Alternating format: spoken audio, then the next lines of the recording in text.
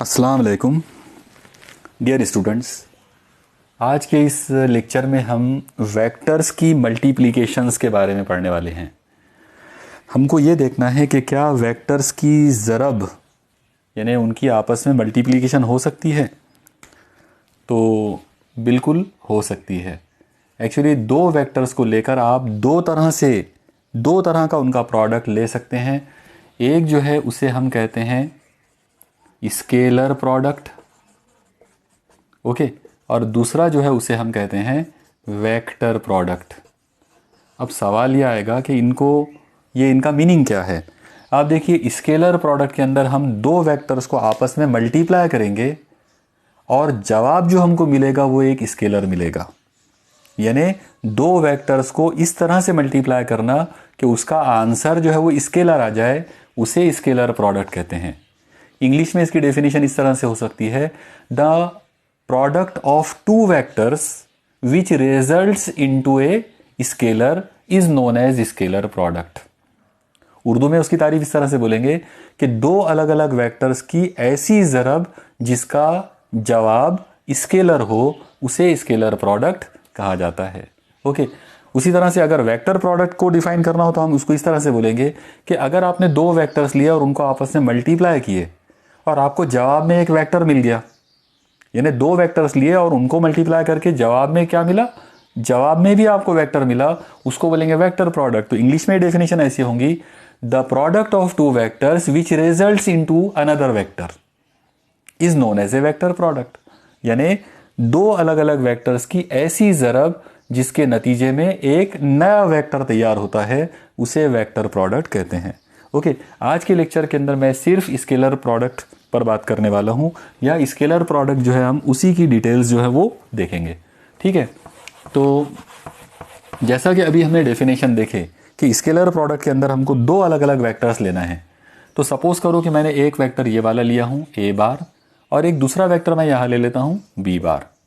आप याद रखो, आप सोच रहे होंगे कि दोनों के टेल्स क्या एक साथ जुड़े हुए होना ज़रूरी है। तो बिल्कुल नहीं है, आप एट रैंडम कहीं पर भी ले सकते हो, लेकिन कोई भी दो वेक्टर्स को आप उनके टेल्स के साथ जोड़ सकते हो। ओके, जब आप इनको आपस में जोड़ेंगे तो इनके बीच में यहाँ पर एक एंगल बन जाएगा। मान लो कि वो एंगल थीटा है। ठीक है, ए बार और बी बार दो अलग अलग वेक्टर्स हैं और उनके बीच का एंगल थीटा है। तो जब आपको इन दो लोगों का स्केलर प्रोडक्ट लेना हो तो इनका स्केलर प्रोडक्ट इस तरह से लिखा जाएगा, ए बार डॉट बी बार। इसको हम क्या पढ़ेंगे, डॉट। एक्चुअली ये डॉट प्रोडक्ट भी बोलते हैं इसको। तो ए बार डॉट बी बार। अब इसको डायरेक्टली इसका जो फॉर्मूला है जो आपको याद रखना है वो ये है कि अगर आपको ए बार और बी बार का डॉट लेना है तो आप पहले वेक्टर का यहाँ पर मैग्नीट्यूड लेंगे, तो मॉड ऑफ ए बार। उसके बाद इनटू दूसरे वेक्टर का मैग्नीट्यूड ले लो, तो mod of B bar. Okay, और फिर इसके बाद आ जाएगा इन दोनों के बीच में जो एंगल थीटा है उसका कोसाइन यानी कॉस थीटा। तो दो वेक्टर्स ए बार और बी बार को अगर डॉट अंदाज में यानी डॉट प्रोडक्ट अगर लिया जाए, स्केलर प्रोडक्ट अगर लिया जाए, तो उसका आंसर होता है mod A bar into mod B bar into cos theta. इसी चीज को अगर एकदम शॉर्ट में लिखना हो तो हम ऐसे लिखेंगे, A bar dot B bar is equal to mod A bar का मतलब ए होता है, मॉड बी बार का मतलब बी होता है, और कॉस थीटा तो कॉस थीटा है, तो A into B into cos theta.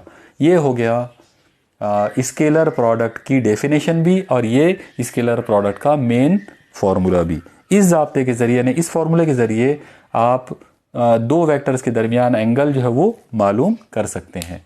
ठीक है, ये थी वेक्टर प्रोडक्ट को मालूम करने का एक तरीका, एक आसान तरीका। ओके, अब यहाँ पर आप एक और चीज़ ध्यान में रखिए कि मान लो आपके पास एक वेक्टर ए बार है और उसकी कीमत है x1i plus y1j plus z1k, और एक दूसरा वेक्टर है बी बार और उसकी कीमत है x2i plus y2j plus z2k। यानी अब आपको ए बार और बी बार की बाकायदा कीमतें दी गई हैं। ज्योमेट्रिकली वो क्या है वो तो अभी हमने देख लिया, लेकिन अगर आपको इस तरह से आई जे के रूप में यानी कीमतों के लिहाज से अगर आपको दो वेक्टर दे दिए जाएं, तो अब सवाल आएगा कि अब ए बार डॉट बी बार क्या होगा। तो ये भी बहुत आसान कंसेप्ट है इसका। ए बार डॉट बी बार जो है इसकी कीमत आ जाएगी, इन दो वेक्टर्स की आपस में प्रोडक्ट ले लो। ओके, अब जब आप इनकी प्रोडक्ट लेंगे तो इनका जो आंसर आने वाला है, मैं आपको डायरेक्ट पहले वो आंसर बता देता हूं। इसका आंसर आएगा x1 x2, यानी x1 into x2 plus y1 into y2 plus z1 into z2। आप लोग देखो, ए बार वेक्टर है, बी बार वेक्टर है, ए बार डॉट बी बार जब लिए तो जो जवाब आया उसमें आया x1 x2 आई गायब हो गया, y1 y2 जे गायब हो गया, z1 z2 के गायब हो गया। मतलब ये राइट साइड के अंदर ना आई है, ना जे है, ना के है, बल्कि ये तो सादा नंबर है, और सादा नंबर यानी स्केलर। इसका मतलब इसका जो जवाब आएगा वो हमेशा एक स्केलर आएगा। ओके, तो ए बार डॉट बी बार जो है वो हमेशा क्या होता है, उसका रिजल्ट हमेशा क्या निकलता है, एक स्केलर नंबर होता है। अब यहाँ पर सवाल आएगा कि ये आया कैसे, मतलब इसको हमने सॉल्व कैसे किया। तो इसको सॉल्व करने के लिए हमको थोड़े से ज्योमेट्रिकल कंसेप्ट हमारे क्लियर होना चाहिए। तो मैं आपको पहले कुछ बेसिक चीज़ें बता देता हूँ और उसके बाद फिर हम इस फॉर्मूले को प्रूफ करेंगे। ओके, आप लोग देखो, अभी जो मैंने पहले बेसिक फॉर्मूला आपको बताया था, A bar dot B bar is equal to A into B into cos theta का, तो ये फॉर्मूला खुद ही हमको बता रहा है कि स्केलर प्रोडक्ट जो होता है, यानी डॉट प्रोडक्ट जो होता है, वो बेसिकली इस एंगल पे डिपेंड करता है, कॉस थीटा पर। ठीक है, तो आप इमेजिन करो कि मान लो थीटा की वैल्यू अगर 0 डिग्री है। ओके, अगर थीटा की वैल्यू 0 डिग्री ले लेते हैं तो ये आ जाएगा cos 0 degree is equal to 1। और उस लिहाज से अगर बात करेंगे तो A bar dot B bar is equal to क्या आ जाएगा, ए इंटू बी, यानी ए डॉट बी,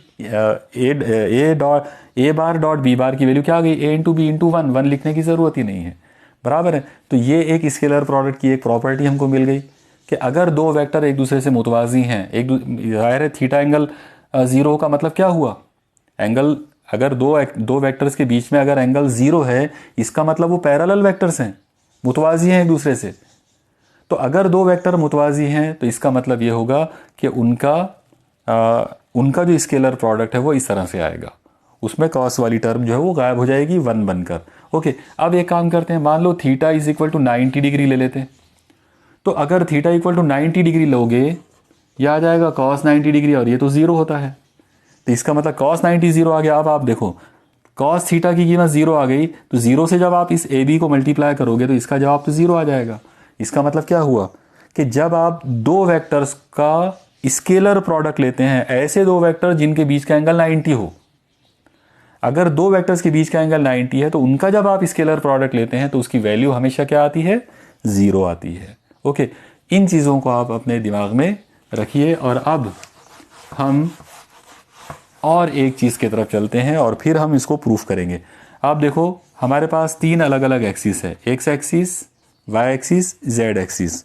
यहाँ पर याद रखना कि एक्स एक्सिस ऐसी आड़ी है हॉरिजॉन्टल, वाई एक्सिस ऐसी खड़ी है वर्टिकल, और जेड एक्सिस ऐसी सामने है, वो ऐसी सामने निकली हुई है। ओके, इनके बीच के जो एंगल्स हैं, जैसे ये दोनों के बीच का एंगल अगर लेंगे 90 डिग्री, इन दोनों के बीच का एंगल लेंगे ये 90 डिग्री, इन दोनों के बीच का एंगल लेंगे ये 90 डिग्री, क्योंकि ये म्यूचुअली परपेंडिकुलर है, आपस में एक दूसरे के ऊपर इनका एंगल जो है वो 90 का है।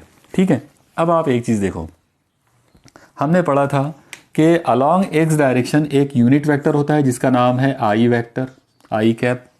अलॉन्ग वाई एक्सिस दूसरा यूनिट वेक्टर होता है जिसका नाम होता है जे कैप, जे वेक्टर। और एक तीसरा यूनिट वेक्टर होता है जो अलॉन्ग जेड एक्सिस होगा, उसको मैं यहाँ पर ऐसे बना देता हूँ इस तरफ, तो ये के कैप है। अब आप एक चीज़ देखो, अगर आई अलॉन्ग एक्स, जे अलॉन्ग वाई और के अलॉन्ग जेड है, और इनके बीच के एंगल अगर 90 डिग्री है, तो फिर इनके बीच के एंगल भी 90 होंगे। एकदम कॉमन सेंस की बात है, क्योंकि आई जो है वो एक्स है, जे जो है वो वाई है, और के जो है वो जेड है। इसका मतलब क्या हुआ, जो एंगल इनके बीच में है वो एंगल इनके बीच में है। तो इसका मतलब ये हुआ कि अगर मैं इन दो के बीच का एंगल लूंगा तो वो 90, इन दो के बीच का एंगल लूंगा वो 90, इन दो के बीच का एंगल लूंगा वो भी 90। हर एक की वैल्यू जो है वो कितनी आएगी, 90 डिग्री। ठीक है, तो आई के साथ में जे 90, जे के साथ में के 90, के साथ में आई 90, के साथ में जे 90, उल्टा सीधा कैसा भी लो आप लोग, एंगल 90 आएगा। Okay, clear? मुझे उम्मीद है आपको ये इतना पार्ट जो है वो समझ में आ गया होगा। अब हम चलते हैं उस टॉपिक पर जिसको हमको प्रूफ करना है। ठीक है, तो अब आप देखो कि किस तरीके से हम उसको प्रूफ करेंगे। मान लो ए बार डॉट बी बार है और ए बार की वैल्यू है x1i plus y1j plus z1k dot B bar vector को हम 2 ले लेते हैं, यानी x2i plus y2j plus z2k। Okay, अब आप देखो आपको प्रोडक्ट लेना है, मतलब आप क्या करेंगे, पहले ये वाली टर्म से इस सबको मल्टीप्लाई करोगे, फिर ये वाली टर्म से सबको मल्टीप्लाई करेंगे, फिर ये वाली टर्म से पूरे सबको मल्टीप्लाई करोगे, जैसे हम आमतौर पे नंबरों का करते हैं वैसे। तो x1i कैप और अब इसका डॉट लेंगे ये पूरे वेक्टर के साथ में, क्या आएगा x2i plus y2j plus z2k के साथ। ओके, इसके बाद प्लस, अब दूसरी वाली टर्म लो, तो y1j डॉट लेंगे पूरे वेक्टर के साथ में x2i plus y2j plus z2k plus इसके साथ मल्टीप्लाई हो गया, इसके साथ हो गया, अब ये बचा हुआ है तो तीसरा ले लो z1k डॉट, इसका डॉट लेंगे पूरे वेक्टर के साथ x2i y2j plus z2k। Okay, आप हर चीज़ को बराबर इत्मीनान के साथ नोट डाउन करते जाओ। ओके, अब आप देखो पहला ब्रैकेट मैं ओपन करूंगा, मतलब ये इन दोनों इनको मैं अंदर ले जाऊंगा। देखो क्या हो सकता है, जब ये x1i अंदर आएगा तो x1i का डॉट लेना पड़ेगा x2i के साथ में, तो यहाँ ले लेते हैं x1i डॉट x2i, इसके बाद प्लस, अब ये x1i का इसके साथ लेना पड़ेगा, तो ये आ जाएगा x1i डॉट y2j प्लस ये इसके साथ में आएगा, ये आ जाएगा x1i डॉट z2k। मुझे उम्मीद है आपको ये समझ में आया होगा। यानी पहला ब्रैकेट मैंने ओपन किया, कुछ ऐसा हो गया। चलो दूसरा ब्रैकेट ओपन करते हैं, प्लस, अब ये y1j अंदर आएगा, तो y1j डॉट यहाँ आया तो यहाँ क्या मिला x2i प्लस, अब ये y1j इसके साथ में आएगा, ये आएगा y1j डॉट y2j प्लस ये y1j यहाँ आएगा तो y1j डॉट इस जगह पर आ जाएगा z2k। ओके, प्लस देखो आप सब सेकंड वाला जो ब्रैकेट है उसको हमने सॉल्व कर लिए। अब हम थर्ड करेंगे, यानी ये इसको अंदर ले जाएंगे, ये क्या आएगा z1k डॉट x2i प्लस ये यहाँ आएगा तो z1k डॉट y2j, ये z1 यहाँ आएगा तो z1k डॉट z2k। ओके, देखो बराबर इत्मीनान से एक एक चीज़ को बराबर नोट डाउन करो आप लोग। ठीक है, चलो अब हम इसको और आगे बढ़ाते हैं। ठीक है, मैं ऊपर की जो स्टेप्स हैं उनको मिटा देता हूँ। आप लोग याद रखिए, ये हम लोग जो कर रहे हैं ये ए बार डॉट बी बार को प्रूफ करने की कोशिश कर रहे हैं कि उसका फॉर्मूला क्या मिल सकता है। ठीक है, चलो आगे बढ़ाते हैं।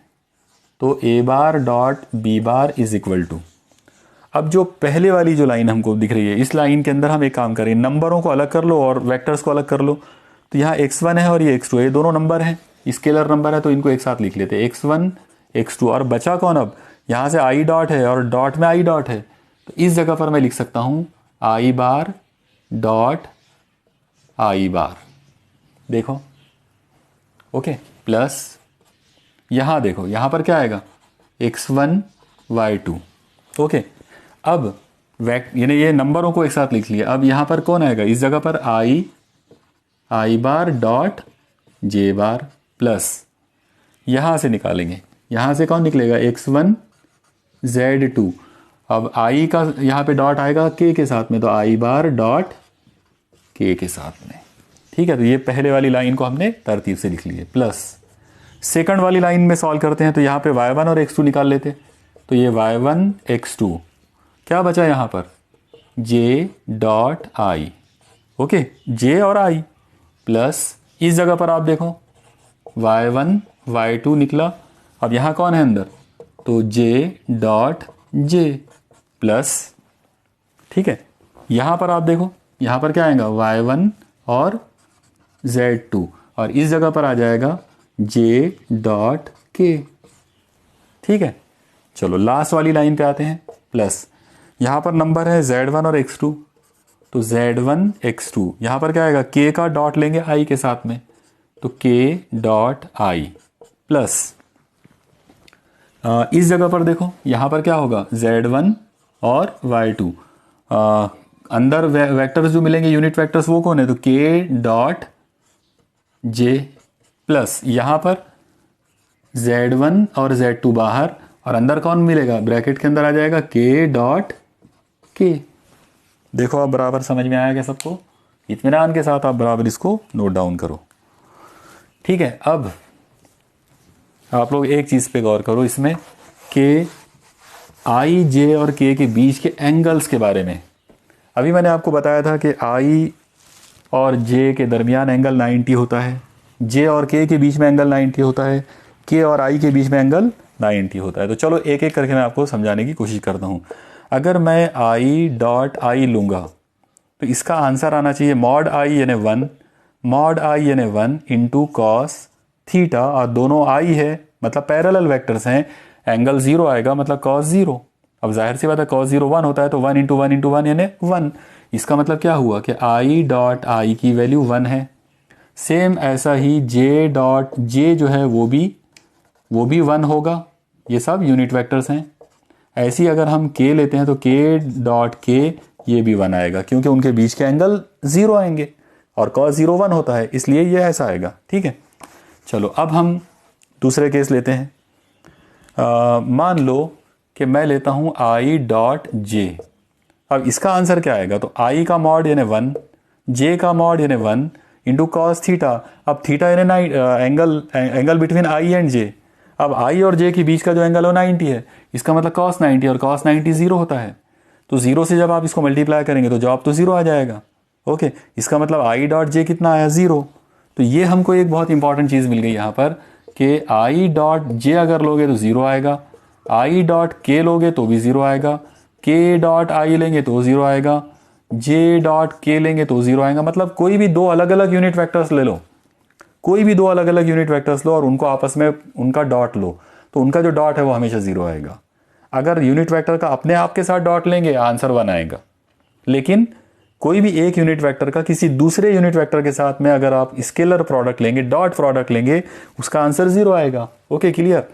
अब अगर आपको ये चीज़ क्लियर हो गई हो तो अब हम ये वैल्यूज़ को यहाँ पर अप्लाई कर देंगे। ओके, तो अभी जैसा मैंने आपको बताया था कि यूनिट वेक्टर का अपने आप के साथ में स्केलर प्रोडक्ट 1 होता है, और हर यूनिट वेक्टर का किसी दूसरे यूनिट वेक्टर के साथ में स्केलर प्रोडक्ट 0 होता है। ओके, यानी आई जे के हद तक हम बात कर रहे हैं। तो इस लिहाज से अगर देखा जाए तो यह आएगा a bar dot b bar is equal to, चलो शुरू करते हैं। पहला number x1 x2, i dot I definitely 1, क्योंकि i डॉट आई और i आपस में पैरेलल, एक ही वेक्टर है, आपस में एंगल उनके बीच का एंगल 0, cos 0 1, तो उसकी वैल्यू 1। ओके, प्लस यहाँ का हमारे पास नंबर है x1 y2, और अब आप देखो i डॉट j दोनों के बीच का एंगल 90, cos 90 0 मतलब 0, प्लस दूसरा उसके बाजू वाला number x1 z2, i dot k, i और k के बीच का एंगल 90 मतलब 0।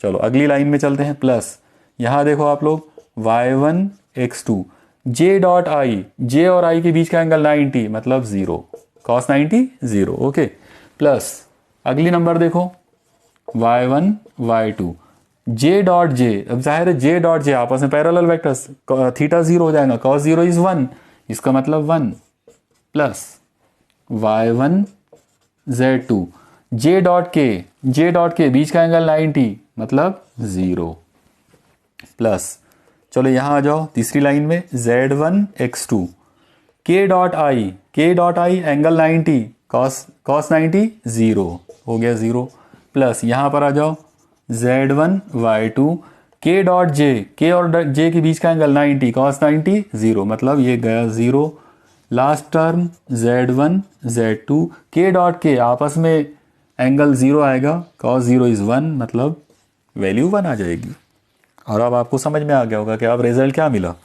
आप लोग रिजल्ट आराम से लिख सकते हैं। क्या आ जाएगा result, A bar dot B bar is equal to x1 x2 को 1 से मल्टीप्लाई करेंगे तो ये बच गए x1 x2, 0 से मल्टीप्लाई करें ये टर्म गई, 0 से मल्टीप्लाई करें ये टर्म गई, 0 से मल्टीप्लाई करें ये टर्म चले गई, 1 से मल्टीप्लाई करेंगे ये बच गया, तो प्लस y1 y2, फिर प्लस 0 से मल्टीप्लाई करें ये टर्म चले गई, 0 से मल्टीप्लाई करें ये टर्म चले गई, 0 से मल्टीप्लाई किए ये टर्म चले गई, 1 से मल्टीप्लाई करें ये बच गई, मतलब z1 z2। तो आप लोग देखो एकदम simple formula, A bar dot B bar is equal to क्या आ गया, x1 x2 plus y1 y2 plus z1 z2। मतलब अगर आपको कोई भी दो वेक्टर्स अगर उनके कोऑर्डिनेट्स के रूप में अगर दिए जाएं तो बस उनके कोऑर्डिनेट्स को आपस में मल्टीप्लाई कर दो, करो उनको आपस में प्लस कर दो, बाद में मल्टीप्लाई करने के बाद जो आंसर जो नंबर आपको मिलेगा वो स्केलर प्रोडक्ट होगा। ओके, मुझे उम्मीद है आपको ये पूरा जो कंसेप्ट है ये समझ में आ रहा होगा।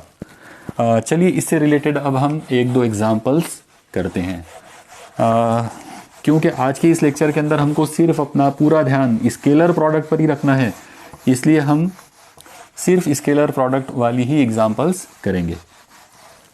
देखिए स्केलर प्रोडक्ट के अंदर एक बेस्ट एग्जांपल जो मैं आपको बता सकता हूँ वो ये है कि आप ऐसा इमेजिन करो कि यहाँ पर हमवार सतह है, इसके ऊपर यहाँ पर एक जिस्म रखा हुआ है। ओके, कोई भी एक जिस्म आप इमेजिन कर लो और ऐसा इमेजिन करो कि इसके ऊपर आपने एक फोर्स अप्लाई की है, ऐसे, ठीक है। जाहिर सी बात है जब आप इसके ऊपर फोर्स अप्लाई करोगे तो ये जिस्म ऐसे आगे बढ़ेगा, मतलब इसके अंदर यहाँ पर डिस्प्लेसमेंट आ जाएगा। इसके अंदर क्या आएगा, डिस्प्लेसमेंट, मतलब हटाओ। अब आप एक चीज़ देखो कि अगर आप कुव्वत ऐसी लगाओगे तो वो ऐसा हटेगा, और डेफिनेटली अगर वो ऐसा हटेगा तो ये ज़्यादा दूर तक हटेगा। लेकिन अगर आपने कुव्वत ऐसी नहीं लगाए बल्कि कुव्वत को किसी पर्टिकुलर सिमत में लगा दिए, कोई पर्टिकुलर अंदाज में, जैसे मान लो आप ये सिमत में लगा देते हो, ऐसी कुव्वत लगा देते हो, तो अभी क्या होगा, अब इसके अंदर डिस्प्लेसमेंट आएगा लेकिन कम आएगा। ओके, क्यों कम आएगा, ये वाले केस में ज़्यादा क्यों आया, क्योंकि कुव्वत और डिस्प्लेसमेंट, फोर्स और डिस्प्लेसमेंट दोनों साथ में थे, उनके बीच का एंगल 0 था। ओके, और ये वाले केस के अंदर एंगल बदल गया है। ओके, इसी तरीके से एक और चीज़ है, मान लो आपने कुव्वत ऐसे अप्लाई करे लेकिन ये जिस्म ऐसे चला गया एक पर्टिकुलर एंगल बनाते हुए, तो भी डिस्प्लेसमेंट जो है वो कम हो जाएगा। इसका मतलब ये हुआ कि यहाँ पे अगर आप फोर्स अप्लाई करते हैं और ये डिस्प्लेसमेंट का वेक्टर है और उनके बीच में एंगल थीटा अगर बन रहा है, तो हम यहाँ पर ये बोल सकते हैं कि वर्क डन जो होता है, यानी इनके ज़रिए किया गया काम, वर्क डन, वो हमेशा स्केलर प्रोडक्ट होता है। और इसीलिए हम उसका फॉर्मूला ऐसा लिख सकते हैं, एफ बार डॉट एक्स बार। ओके, यहाँ पर आप एस भी ले सकते हो, तो एफ बार डॉट एक्स बार ये हमेशा वर्क डन का फॉर्मूला है। तो चलिए अब इसी चीज़ को बेस बनाकर मैं पहला प्रॉब्लम आपको सॉल्व करके बताता हूँ। मान लो कि एक जिस्म के ऊपर एक फोर्स एक्ट हो रही है और वो फोर्स की जो कीमत है वो है 2i plus 3j plus 4k, और उसकी वजह से जो डिस्प्लेसमेंट जो हुआ वो डिस्प्लेसमेंट हुआ i plus j plus 2k। Okay, इतना डिस्प्लेसमेंट उसके अंदर हुआ। आप याद रखो फोर्स भी वेक्टर है और डिस्प्लेसमेंट भी वेक्टर है, इसलिए उनको i j k में लेना पड़ेगा। और आपसे सवाल ये पूछा है कि बताओ किया गया काम कितना होगा। ठीक है, अगर ऐसा सवाल आपसे पूछते हैं तो अब इसको हल करने का आसान आइडिया रहेगा, हम फॉर्मूला लिखेंगे पहले, W is equal to F dot S. यहाँ पे आप x भी ले सकते हो, s भी ले सकते हो, चलो मैं इसको s ले लेता हूँ। ठीक है, डिस्प्लेसमेंट हमारी मर्जी पे डिपेंड करता है, हम s भी ले सकते हैं उसको और x भी ले सकते हैं। अब इसमें वैल्यूज रख दो, यह आ जाएगा 2i plus 3j plus 4k dot S vector जो है यानी डिस्प्लेसमेंट का जो वेक्टर है वो है i plus J plus 2k।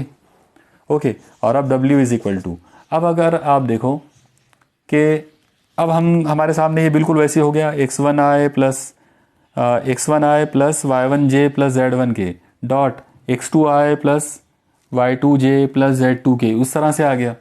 Okay, चलो मैं एक काम करता हूँ, जस्ट आपको समझाने के लिए यहाँ लिख देता हूँ। यहाँ लिख लेते हैं x1i plus y1j plus z1k, और यहाँ लिख लेते हैं x2i plus y2j plus z2k। तो अब आप गौर से देखो, अगर मैं आपसे पूछूं कि x1 क्या है, तो x1 है 2, इसका मतलब ये आएगा 2 इंटू, यहाँ पर x2 कौन है, तो i के साथ में कोई नहीं है मतलब 1 है, तो यहाँ पे 1 आ जाएगा, प्लस y1 y2, y1 की वैल्यू है 3 इंटू, यहाँ पर y2 कौन है, तो फिर j के साथ में कोई नहीं है मतलब 1 है, तो यहाँ पे 1 आ जाएगा, प्लस z1 z2, z1 की वैल्यू है 4 इंटू z2 की वैल्यू है 2। ओके, हो गया, मतलब आपने x1 x2 y1 y2 z1 z2 ले लिए, उनको प्लस कर दिए, ये आपका स्केलर प्रोडक्ट आ गया। चलो इसको सॉल्व कर लेते हैं। 2 into 1 is 2, plus 3 into 1 is 3, plus 4 into 2 is 8। इसका मतलब W इज इक्वल टू आ जाएगा, कितना हो जाएगा, 8 और 2 10 और 3 13, और ज़ाहिर है ऐसा यूनिट में अगर है तो जूल, लेकिन ये जूल उसी वक्त आएगी जब ये फोर्स आपको यहाँ पे न्यूटन में दिया जाए और ये डिस्प्लेसमेंट आपको मीटर में दिया जाए। अगर ये न्यूटन में और ये मीटर में है तो इसका आंसर जूल आएगा, अदरवाइज हम इसको बोलेंगे 13 यूनिट्स, जो भी यूनिट्स होंगे वैसे। इस तरीके से हम किया गया काम मालूम कर सकते हैं by using scalar product. Okay, just मैं चेक करने के लिए आप लोगों को एक एग्जांपल होमवर्क के तौर पर दे देता हूँ।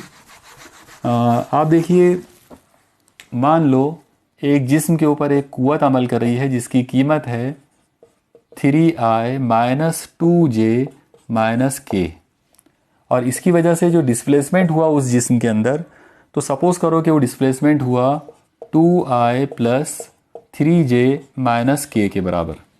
ठीक है, आपसे पूछा जा रहा है कि काम मालूम करो कि कितना काम उसमें हुआ, और सपोज करो कि सब लोग SI यूनिट में है, मतलब ये कुव्वत न्यूटन में है, हटाओ जो है वो मीटर में है, और आपको काम जो मालूम करना है वो जूल में मालूम करना है। ठीक है, तो आप ये सवाल को आप हल करोगे और हल करके मुझे कमेंट सेक्शन के अंदर आप मुझे उसका जवाब बताओगे। ओके, तो ये था हमारा आज का पहला सवाल, मतलब एक होमवर्क वाला सवाल। अब हम इस मिसाल को थोड़ा सा और आगे बढ़ाते हैं। अब आप देखिए, मान लो आपसे ये कहा जाए कि एक वेक्टर है a बार जिसकी कीमत है i plus 2j plus 3k, और एक दूसरा वेक्टर है b बार और उसकी कीमत है 2i plus 3j plus 4k, और आप लोगों से ये पूछा जाए कि a बार डॉट b बार मालूम करो और साथ ही साथ उनके बीच का एंगल भी मालूम करो, यानी एंगल थीटा भी आपको कैलकुलेट करना है। तो अब हम इसको कैसा करेंगे, तो देखिए बहुत सिंपल सा मामला रहेगा। सबसे पहले हम a बार डॉट b बार निकालेंगे, और अब जाहिर सी बात है a बार कितना है, i plus 2j plus 3k dot b बार की वैल्यू क्या है, 2i plus 3j plus 4k। अगर इनको सॉल्व करते हैं तो a bar dot b bar is equal to, ये 1 है, यहाँ पे 2 है तो 1 इंटू 2 इज़ 2, प्लस यहाँ पे 2 है, यहाँ पे 3 है, 2 इंटू 3 इज़ 6, प्लस 3 इंटू 4, तो 3 4 ज़ा 12। इसका मतलब a बार डॉट b बार की वैल्यू आ गई, कितनी आ गई इसकी वैल्यू, टोटल मिलाकर 8 और 12 20। ओके, यानी 20 यूनिट्स, जो भी यूनिट्स इसके होंगे। ठीक है, तो चलो यहाँ पर मैं नोट कर लेता हूँ इस जगह पर कि a बार डॉट b बार की वैल्यू कितनी आई, 20। पहला पार्ट जो है वो पूरा हो गया। आप लोग एक बार फिर से चेक कर लो। देखो यहाँ पर 1 है तो 1 को 2 से मल्टीप्लाई करेंगे, यहाँ 2 है इसको 3 से मल्टीप्लाई करेंगे, यहाँ 3 है इसको 4 से मल्टीप्लाई करेंगे। ठीक है, 6 और 2 8 और 12 20, तो ये पहला पार्ट हो गया। अब सेकंड पार्ट पर चलते हैं। अब आप देखो सेकंड पार्ट पर जाने के लिए यहाँ पर आपको फॉर्मूला आना चाहिए, a bar dot b bar is equal to mod a bar into mod b bar into cos theta. तो ये फॉर्मूले को अगर यूज़ करना है, और जाहिर है थीटा मालूम करने के लिए यही फॉर्मूला यूज़ करना पड़ेगा, तो इसके लिए आपको पहले मॉड a और मॉड b निकालना पड़ेगा। तो देखो पहले मैं मॉड a निकाल के बताता हूँ। Mod a is equal to, mod a का फॉर्मूला आ जाएगा अंडर रूट, फॉर्मूला क्या होता है, X square plus Y square plus Z square. अब आपको सिर्फ देखना है कि a के अंदर एक्स वाई जेड कौन लोग हैं, तो mod a bar is equal to square root X. आप देखो यहाँ पर x का मतलब ये है तो 1, तो 1 का स्क्वायर, प्लस y का मतलब ये है मतलब 2, तो 2 का स्क्वायर, z का मतलब ये k के साथ वाला नंबर है तो 3 का स्क्वायर। इसका मतलब ये कितना आ जाएगा, 1 का स्क्वायर यानी 1, 2 का स्क्वायर यानी 4, 3 का स्क्वायर यानी 9। ओके, और अब इन सबको सॉल्व किए तो ये क्या आएगा, mod A bar is equal to √14। ठीक है, तो ये हो गई हमारी पहली वैल्यू। मतलब इसको मैं यहाँ पे कहीं तो भी नोट डाउन करके रख देता हूँ। ये आ गया mod A bar is equal to √14। चलो अब हम चलते हैं मॉड बी बार की तरफ। ओके, आप लोग देखो, mod B bar is equal to √x² + y² + z²।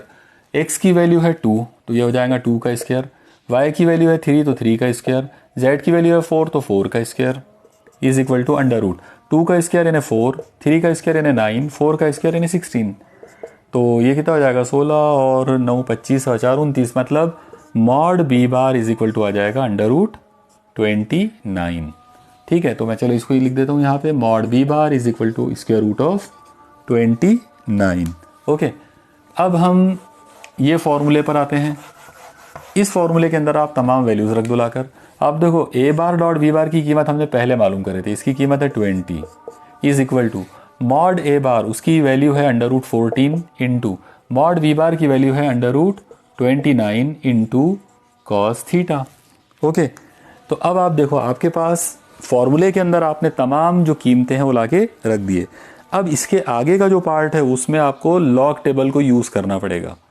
Log table के अंदर स्क्वायर रूट का कॉलम है, तो स्क्वायर रूट का कॉलम यूज़ करके आप √14 और √29 की वैल्यूज़ मालूम करेंगे। तो लॉग टेबल को अगर आप इस्तेमाल करेंगे तो √14 की जो कीमत आपको मिलेगी वो है 3.742 और √29 की जो वैल्यू है वो है 5.385। तो मैंने यहाँ पर उसकी कीमतें लिख दिया हूँ। 20 यानी 20 is equal to 3.742 into 5.385 into cos theta. Okay, अब देखो कॉस थीटा की वैल्यू निकालना है और ये दो नंबर यहाँ पे ज़रब में है, तो इन दोनों को उधर भेजेंगे तो नीचे जाएंगे, तकसीम में चले जाएंगे। इसका मतलब ये ऐसा हो जाएगा, cos theta is equal to, या कॉस थीटा इधर बच गया, ये दो नंबर नीचे आ गए, ये आ जाएगा 20/3.742 इंटू 5.385। ओके, अब आप देखो, आपके पास यहाँ पर अब एक चॉइस है और वो चॉइस ये है कि आप या तो पहले नीचे वाले नंबरों को आपस में मल्टीप्लाई करो, या आप उनका रेसिप्रोकल लो, या फिर आप लॉग और एंटी लॉग का यूज़ करके डायरेक्ट इसको सॉल्व कर लो।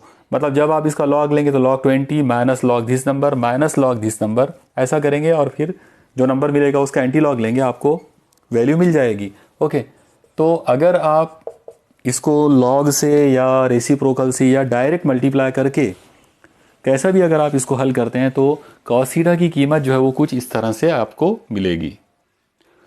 तो आप देखिए, नीचे वाले दो नंबरों को अगर मल्टीप्लाई किए तो उनका आंसर आ जाएगा 20.15067।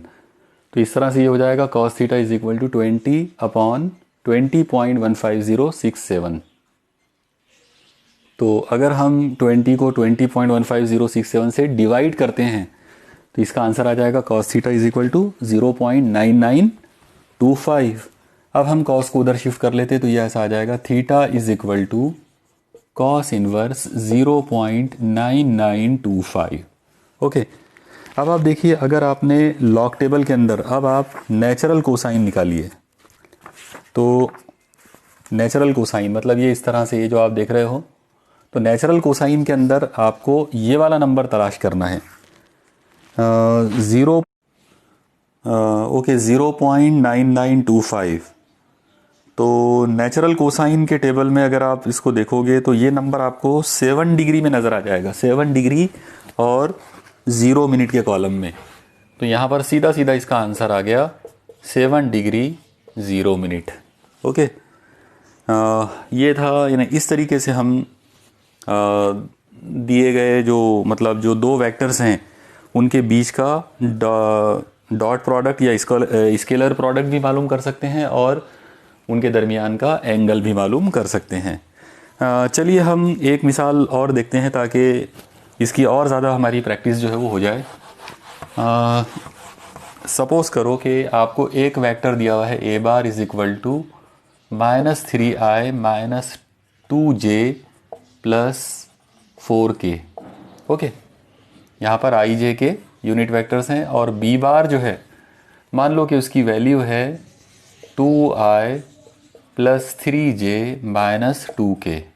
ओके, और इन दो लोगों का आपको डॉट प्रोडक्ट मालूम करना है, ए बार डॉट बी बार मालूम करना है और उनके बीच का एंगल मालूम करना है। तो देखिए इसको किस तरह से करना है। यह आ जाएगा A bar dot B bar is equal to, इन दो लोगों के अंदर सबसे पहला फॉर्मूला क्या है, x1 x2 plus y1 y2 plus z1 z2। तो उस मुनासिबत से देखा जाए तो x1 x2 मतलब -3 इंटू 2, क्योंकि ये x1 है और ये x2 है, प्लस y1 y2, y1 है -2 इंटू y2 मतलब 3, प्लस z1 z2, z2 की वैल्यू है 4 इंटू z2 है -2। ओके, तो ये आ जाएगा A bar dot B bar is equal to -6 plus ये हो जाएगा -6 प्लस और ये हो जाएगा -8। ओके, इसका मतलब A bar dot B bar is equal to -6 और -6 -12 और -8 -20। ओके, वैसे अगर हम माइनस की साइन यूज़ करके भी करें तो भी आंसर तो आ ही जाएगा, लेकिन अगर हम इसका मॉड कंसीडर कर लें तो इसकी वैल्यू 20 आ जाती, मतलब मॉड ऑफ -20 जो है वो 20 लिखा जा सकता है। ओके, तो इस तरीके से इन दो वेक्टर्स का जो मॉड की वैल्यू आ गई, A bar dot B bar is equal to 20 आ गया है। मैं एक बार फिर आपको रिपीट कर रहा हूँ कि -20 भी अगर आप लेते हैं तो भी आंसर आएगा। ओके, ये थी पहली स्टेप। अब हमको हमारा जो मेन जो टॉपिक है अब अगला वो है थीटा मालूम करना। तो उसके लिए आप देखो A bar dot B bar is equal to होता है mod A bar into mod B bar into cos theta. मतलब अब हमारा टारगेट होगा मॉड ए मालूम करना और मॉड बी मालूम करना। ठीक है, तो अब आप देखो सबसे पहले mod A bar is equal to under root, फॉर्मूले के हिसाब से वो होगा x² plus y² plus z²। x² मतलब -3 का स्क्वायर प्लस y² मतलब -2 का स्क्वायर प्लस z² मतलब 4 का स्क्वायर। इसका मतलब ये आ जाएगा स्क्वायर रूट, -3 का स्क्वायर होगा 9, -2 का स्क्वायर होगा 4, 4 का स्क्वायर होगा 16। इसका मतलब under mod of A bar is equal to कितना आ गया, 16 और 4 20 29 square root 29।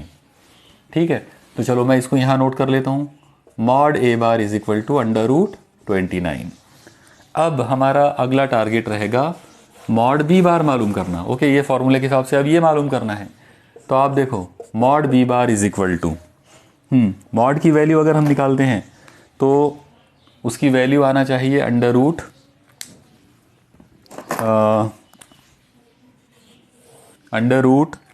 x² plus y² plus z²। Okay, तो यहाँ पर यह आ जाएगा 2 का स्क्वायर प्लस b का यानी y का स्क्वायर यानी 3 का स्क्वायर प्लस -2 का स्क्वायर।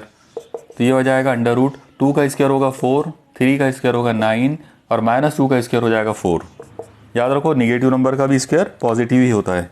ठीक है, हाँ, अभी क्या होगा 4 और 4 8 और 9 17, तो अंडर रूट 17। तो ये आ गया मॉड बी बार। तो यहाँ पर मैं लिख देता हूँ mod B bar is equal to under root 17। ठीक है, अब आप देखिए हमने धीरे धीरे करके सभी नंबर जो है वो अब हमारे पास आ गए। अब जो मेन फार्मूला है उसमें ले जाकर तमाम वैल्यूज़ को पुट कर देंगे। तो देखो क्या किस तरीके से हम उसको कर सकते हैं। ए बार डॉट बी बार, इसकी जगह पर हम लोग ले लेंगे 20, -20 भी ले सकते हैं। -20 लेंगे तो एंगल थीटा बदल जाएगा। ओके, वो किसी और क्वाड्रेंट में चला जाएगा। फिर मॉड ए बार की वैल्यू है अंडर रूट 29, मॉड बी बार की वैल्यू है under root 17 into cos theta. Cos theta को छोड़कर इन लोगों को इधर शिफ्ट कर लो, यह आ जाएगा cos theta is equal to 20 divided by under root 29 into under root 17। Cos theta is equal to 20 divided by, अब आप देखो अंडर रूट 29, तो इसको आपको लॉग टेबल में स्क्वायर रूट्स के टेबल में देखना पड़ेगा। इसमें स्क्वायर रूट का जो टेबल है आप देखो, स्क्वायर रूट के टेबल के अंदर 1 to 10 वाला टेबल है, और यानी 10 से छोटे नंबरों के लिए, और 10 से बड़े नंबरों के लिए लेना है तो 10 से 100 का ये स्क्वायर रूट है। तो अंडर रूट 29 को आप इसमें देख लेंगे स्क्वायर रूट में। स्क्वायर रूट 29 का 0 में अगर देखें तो यह है 5.385 इंटू अंडर रूट 17। √17 की वैल्यू है 4.123। ओके, तो इस तरीके से हमारे पास ये दो अलग अलग डिजिट्स आ गए। अब अगली स्टेप जो रहेगी तो उसके अंदर हमको नीचे वाले जो दो नंबर है उनको मल्टीप्लाई करना है। ठीक है, तो यहाँ पर अब हम इनको सॉल्व कर लेते हैं। cos theta is equal to 20 divided by नीचे वाले जो दो नंबर हैं 5.385 और 4.123, इन दो लोगों को अब हम मल्टीप्लाई करेंगे। ओके, तो उन नंबरों का प्रोडक्ट आ गया 22.202355। तो इस तरह से cos theta is equal to आएगा 20/2 मतलब 22.202355। अब हम 20 को 22.202355 से डिवाइड करेंगे। तो इन नंबरों को अगर हम डिवाइड करते हैं तो आंसर आएगा 0.9008।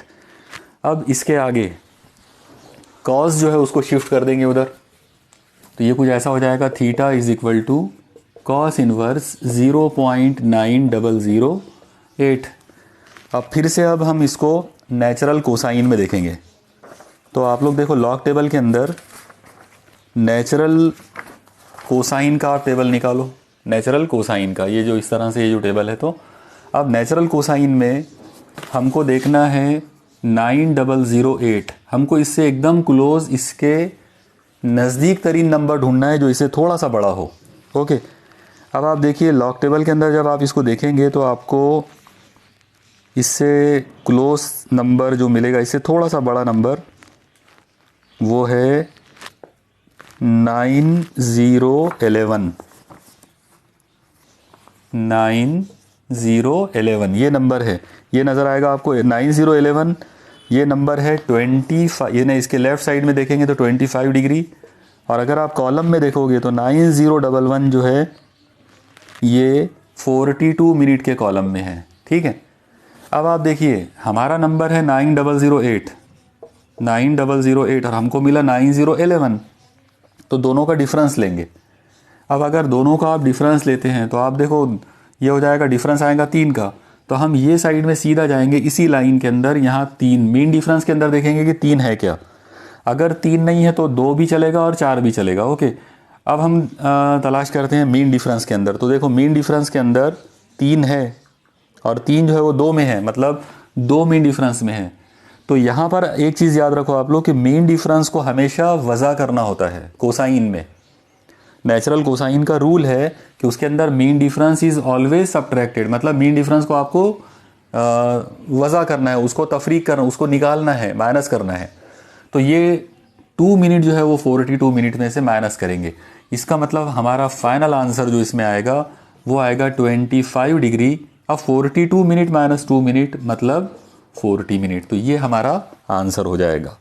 ओके, आप इस तरह से 2-4 नंबरों का जब आप प्रैक्टिस करोगे तब आपको ये चीज़ बहुत अच्छे से क्लियर हो जाएगी।